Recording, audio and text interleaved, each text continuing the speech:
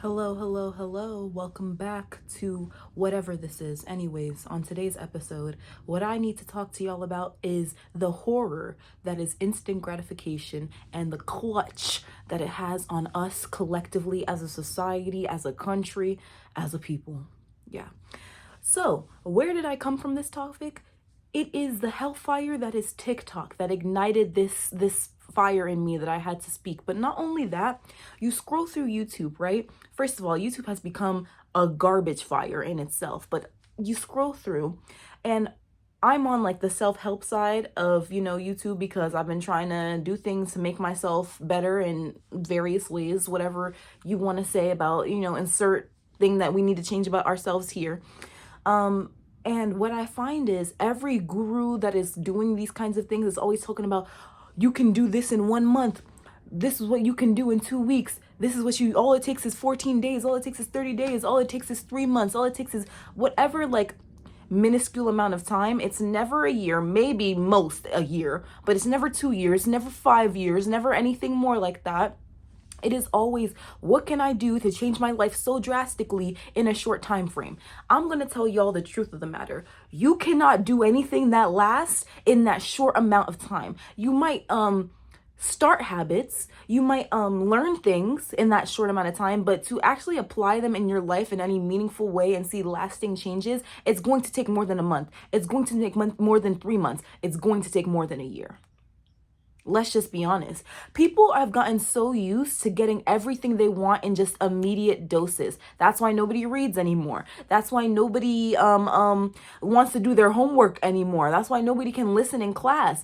It's because we are so used to everything being handed to us, even to do research, right? Back in the day, you would have to go to the library, find the book or find the resource, read through it to find which specific page has something specific about what it is that you want to learn about. Now, we just have to type on Google. Better yet, the new generation is growing up with ChatGPT, which is giving you botched ass information in a summarized fashion. And we wonder why the youth can't read. We wonder why the youth is stupid. And it's not just the youth that is to blame. It is just the generation that's raising them. I'm looking at you, millennials. Aren't y'all the ones that are raising Gen Alpha? Millennials and Gen X or whoever was before the millennials. Like, look at the generation that's coming up. And I know y'all didn't realize that you handing them the iPad every time was actually contributing to this phenomenon that we see happening right now. But can I point out real quickly, in defense of the iPad kids, who were the parents? And this is the same generation that's being raised right now with gentle parenting, and we see how that's turning out. This is why I hate taking advice. Everybody wants to give advice nowadays. We see 28-year-olds talking about what I would tell my 20-year-old self, my younger 20s, self. I'm like, first of all, you are not living with the consequences of your actions yet. Why the fuck would I want to listen to you? Everybody thinks they're so qualified to give advice. Look at me just yapping, okay? But like, I'm not saying that you should take my word as bond. Hello? I'm just giving you my opinion. But to make it seem like you can be a trusted source of information when you don't even know what the fuck you're talking about. Same thing with these gentle parents. So giving you tutorials about how to gentle parent, right? It's a new phenomenon that we're seeing happening, a new trend, if you will. How the fuck do we know if this trend of parenting is going to lead to adequately socialized, productive members of society? We don't, because all these gentle parents are raising 5-year-olds, 10-year-olds, okay? Maybe 15 tops, but these are not adults who have gone out into the world and you can say, yes, I raised my child like that and they became an adult that is coherent. All I see is kids getting, and that's the thing with gentle parenting and all these nonsense that we peddle out today. In the end, because we are so used to just doing things the easy way, instead it becomes less about gentle parenting and more about enabling. More about, let me just let this go, because let me be honest with you. A 2-year-old don't give a fuck why you're trying to explain to them why they can't have a brownie for breakfast. They just want that brownie. You are wasting your emotional and physical, mental bandwidth trying to explain something to a child that just needs to be told no. Like, and the same thing, it's just like, I don't blame the children for this. How is it their fault? I blame us as adults. I blame us as a society where we have taken ourselves at this point. That leads me back to my original point about TikTok, right? Because TikTok is just a place where you see how like terrible, how much damage it has done to our attention spans. Everybody needs to watch things in 2 times speed now. Not even just on the app. I'm talking about YouTube, I'm talking about Netflix. People are watching everything in fast speed because their brains literally need to get to the good part, get to that dopamine boost fast. That's all we are trained to want. We are like those fucking mice that keep on pressing that button to get their little hits, you know? They have turned us into hamsters running on this hamster wheel, and they give us that instant dose of gratification. And that's, let me be personal for a moment.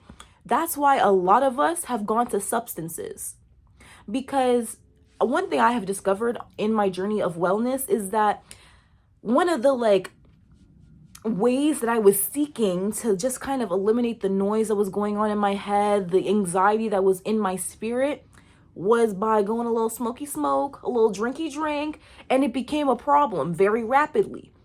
And something I've learned now is that the thing that I was craving, I can get through exercise. I can get through eating well. I can get through taking a fucking walk, doing all these things that, yeah, maybe in the moment your body doesn't want to do them. Maybe in the moment you're resisting, especially if you're not used to it. Of course you're going to resist. Same thing as cooking, right? Everybody just wants to go on DoorDash, spend $30, wait an hour. You could have made a meal in that time. But because in your brain, you get a little bit of that dopamine hit just as you order the food and you know it's coming. And it's going to be bigger immediately than what it is to collect the ingredients, start cooking, like. But the thing is, it soothes your soul. All of these practices, all the things that we do, these little like things that help us get through the day, even just cleaning, doing your chores, cooking, like taking care of your children. Yes, there is a delayed gratification, but the gratification comes so much more stable and so much more long lasting than the gratification we get from scrolling on Twitter, right? Because how do all of us feel after we do that for an hour? Right? Versus doing some cleaning or organizing or cooking or anything that's more productive, in quotes, you know? How do we feel after we scroll on TikTok, waste our time?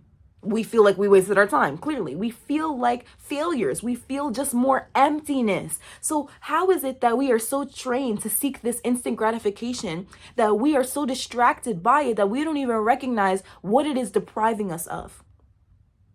And that is meaningful connection. That is meaningful lives. Do any of y'all realize how fast these days, and that's something I heard before that I just never forgot. The days make up the years that are your life. So let's think about it for a second. What did you spend today doing? Look, that's fine. What did you spend yesterday doing? What did you spend this week doing? Now take that into account. This week, this month, whatever. And think about your 80-year-old self. Picture your 80-year-old self. How would she feel, he feel, they feel about this week in your life? Would it be memorable? Would it be important? Would it be something they could look back onto, not even just like with, oh, yes, she was productive, because that's not what it's about. Did you live? Did you experience the world outside? Did you go outside? The problem is we have created a society wherein you can literally stay in one room in your house and still have everything delivered to you always. You don't need to step outside. Maybe just to go to the bathroom. Maybe it is to grab that takeout at your front door, but you can just go and come back into your bed and bed rot. I hear it's even worse in a lot of Asian societies to where they have literally been promoting the kind of lifestyle where people will have garbage all across their room and be live streaming themselves literally just rotting there. And it's like, do you think this is natural? Do you think this is the way that we have to live? The thing is, it wasn't even an option to live this way until about 10, 20 years ago. Now we can sustainably live in isolation. We can sustainably live by ourselves, never go outside, never even have to go to the grocery store. And a lot of us are too anxious to do that anyways. And I'm like, the fact that nobody is talking about this in the way that, you know, like, this is concerning. This is a problem. I'm not playing the blame game. I'm not. I don't blame anybody we all have to be accountable to ourselves at some point. And a lot of us, especially Gen Z, as we're growing into adulthood, we are still so trapped by our childhood and what they put on us, all the trauma that we went through in the 2000s, all the rapid amounts of change and random shit that was just going on, random tragedies that we have witnessed, the people that we see all around the world that we feel powerless to help. And then they're shoving us into a society where none of the joys of life is even promised anymore. People at least used to go outside and be able to shake their ass. Have you been to a club recently? Nobody even dances. People are just standing on the side. The only time anybody tries to get lit is so they can pull out their phone. Even you go to concerts, everybody has a phone. It's like, how is anybody just enjoying the moment anymore? You're not. Even just riding the bus, like going anywhere, everybody has to constantly be glued to something so they can escape the current moment. If you're constantly escaping these moments, when are you living your life? When are you enjoying this existence? And do you see how fast the days are going? I don't know if that's true for anybody else, but I'm like, this year snapped for me. Like, how are we in April already? It just started. But the thing is, the days just draw together and it's like everything is the same when you get into that cycle of wake up, go to work, come back, eat, watch doom scrolls, like watch your few shows, watch some news, whatever it is, go to bed and repeat. And then on the weekends, what do? We drown ourselves with substances. We try to escape the moment, escape our lives through whatever you want to do. And most of the time, like, it's nothing that is fun. It's nothing really that is like something that's your soul is going to remember, something that your 80-year-old self is going to look back at and be like, huh, that was a great day. No, a lot of us are just having the same day over and over and over again. And we feel powerless to do anything about it. But the truth is, you have all the power. You have all the power. How many of us as children were just waiting for the days that we could be adults, right? Because then we could finally decide what we can do in our life. Now we are adults, and now we are subjected to the wants and wishes of our parents, the wants and wishes of our boss, the wants and wishes of society. We are doing what everybody else tells us to do still, whether it is consciously or subconsciously, or even semi-consciously. Some of us are just robots going through the motions every single day. We don't feel alive. I remember I had talked to someone about this and I was very worried because the way that they were describing it just made it seem like they would be okay with not being here anymore. And I've been there. That is the only reason I can talk to y'all about it, because I have been there before. I remember the days where I would literally like look up at the ceiling after drinking myself to a stupor and like scrolling through TikTok, watching one movie or the next. All I wanted was to feel something, anything. And yeah, maybe I would get the occasional giggle, or maybe I would even cry and watch a movie or something, but it wasn't real. I was still alone in my room. And that's the thing with all of this instant gratification. Like, yes, there is an immediate satisfaction, but that satisfaction is short-lived and it is underwhelming in comparison to what life is meant to be. Like, life can be so rich. Life can be so enjoyable. There are so many emotions that you have yet to feel. There are so many lives and experiences that you have yet to have. But because we've gotten so accustomed to the small little bubble that they have said is what existence is, we are so scared to exit it. So we don't. We stay surrounded in comfort. But the truth is, that's where true growth happens, in the uncomfortable. And it doesn't happen in a week. It doesn't happen in a month. It doesn't happen in 3 months. It takes a lifetime to change your life. Yeah. And a lot of us are deconstructing shit from our childhood, shit from society. Like, that takes work, and that takes work daily, but it's so worth it. But you won't see the results of it in 2 months. You're gonna wait for a year, and then maybe you'll see, hey, I think I'm different. I think I look different. I feel like I feel different. You know, after I had that low rock bottom where I was like really reaching the point of, not that I wanted to kill myself. Can I say that on YouTube? Not that I wanted to, it's just that I would be okay if I happened to no longer exist. And I was blaming a lot of things about it. I was blaming so much about that. And then I came across a TikTok, funny enough, because it's only 1 in a million that you actually remember, but that's why we say it's so valuable. But let's be honest. But anyways, I came across a TikTok that someone was like, people are claiming it's spiritual warfare and depression and da da da. Meanwhile, they haven't eaten a vegetable in 6 months. And I was like, oh, gagged.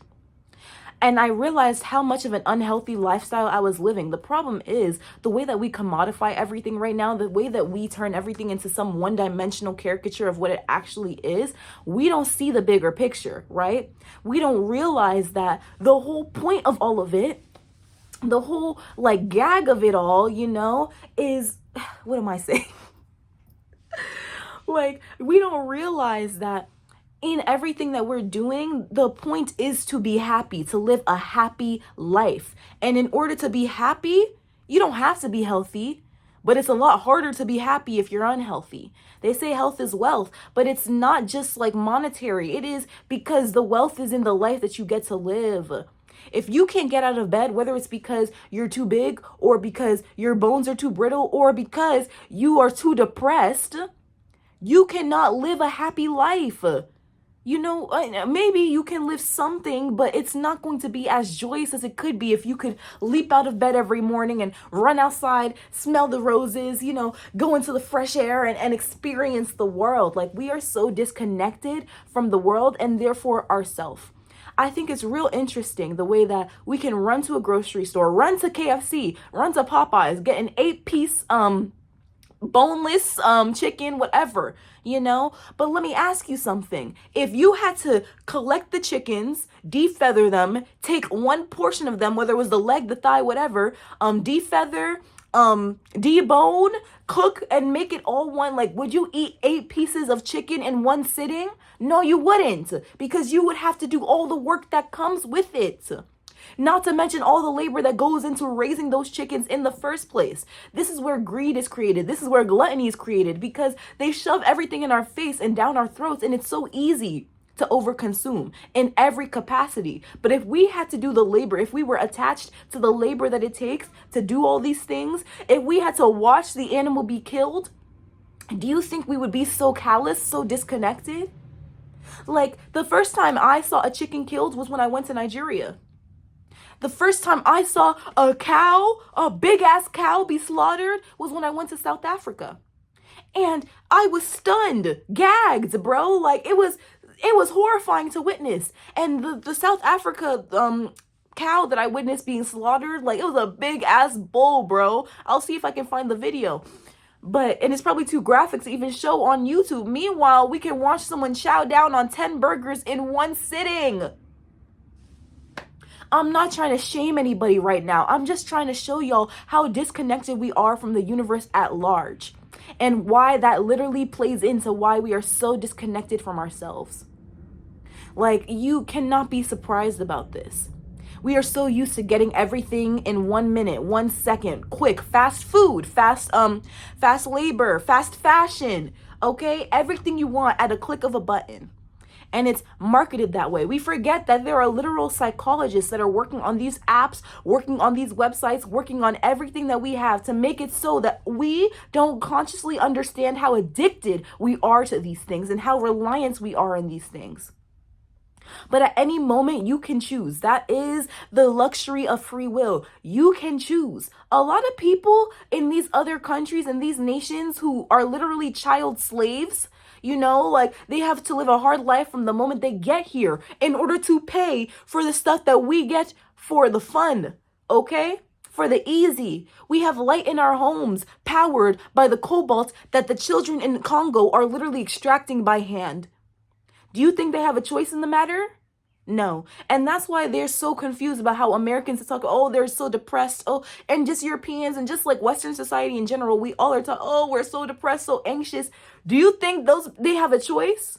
They have to get out of the bed because they have to eat. And the only way they can eat is if they go to the mine and they work for pennies. They go to the oil extraction sites and work for pennies. Okay? And we take all of this for granted and we're not even happy. So what is the point of it all?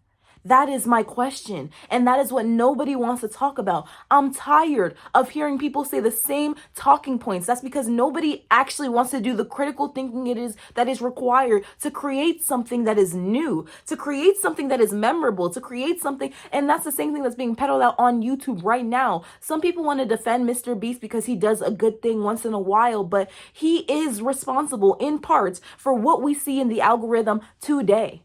It's not about creating something that will actually have a lasting impact on the youth. It's not about doing something that is genuinely for the betterment of society. It's about the views and the money that can be extracted from either or.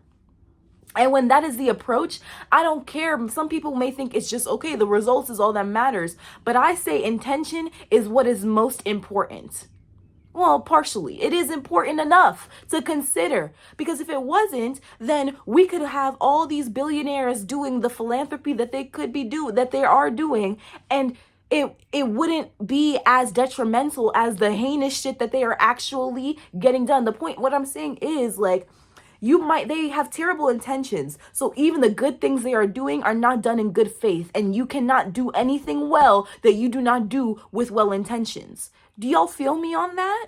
Like, am I crazy for thinking this? All I'm seeing is that more and more people are unhappy. More and more people are confused. More and more people are miserable. And all I want to do is give y'all big hugs.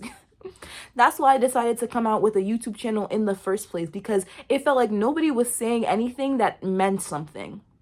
Everybody was just in it for the money. Everybody was just in it for the clout. And yes, we all want to live good lives. We all want to be, somebody, but you are somebody even now as you sit here. Even if nobody knows you exist, you know you exist. And if you forget, remind yourself. Do something that reminds you that I have free will. However small, however minuscule it is, do something every day that is that is a moment of you doing something just because you wanted to. Just because you wanted to. Because we can do that.